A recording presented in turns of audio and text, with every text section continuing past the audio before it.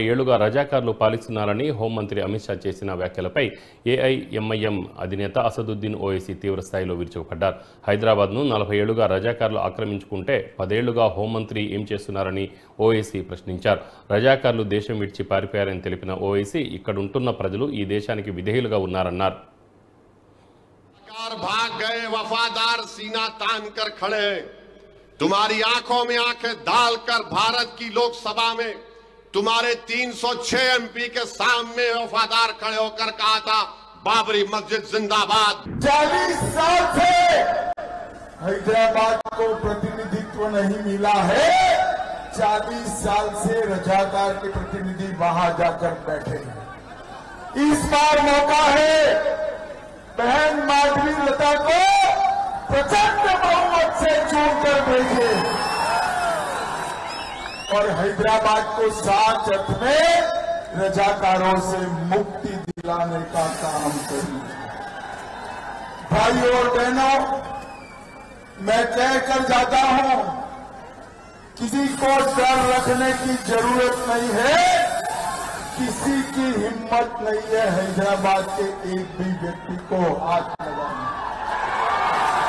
इस बार मुक्त मन से मतदान करिए,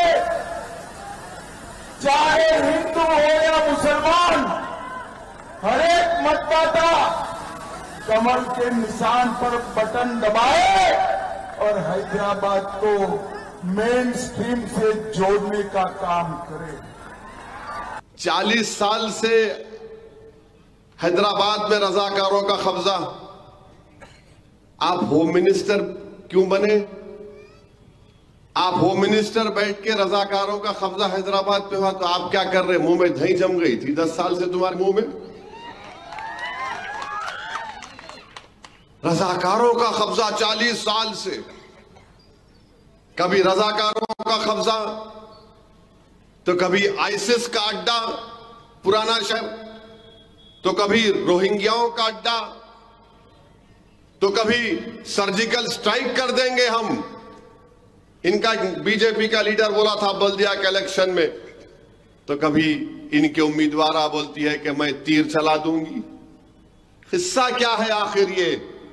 क्यों इतनी नफरत है अमित शाह आपको और आपकी पार्टी के लोगों को पुराने शहर के इस इलाके से? हैदराबाद के पार्लिमानी अवाम से इतनी नफरत क्यों है आपको? 40 साल से रजाकारों का कब्जा। अमित शाह ये बात जान लो तुम, यहां कोई रजाकार नहीं है, यहां पर इंसान रहते हैं। जो रजाकार थे वो पाकिस्तान भाग गए, जो वफादार थे यहां पर ठहर कर 40 साल से आरएसएस को हरा रहे हैं और अब के बार भी तुमको और मोदी को हराएंगे इंशाअल्लाह ताला। रजाकार भाग गए, वफादार सीना तान कर खड़े हैं, तुम्हारी आंखों में आंखें डालकर भारत की लोकसभा में तुम्हारे 306 एमपी के सामने वफादार खड़े होकर कहा था बाबरी मस्जिद जिंदाबाद, बाबरी मस्जिद जिंदाबाद।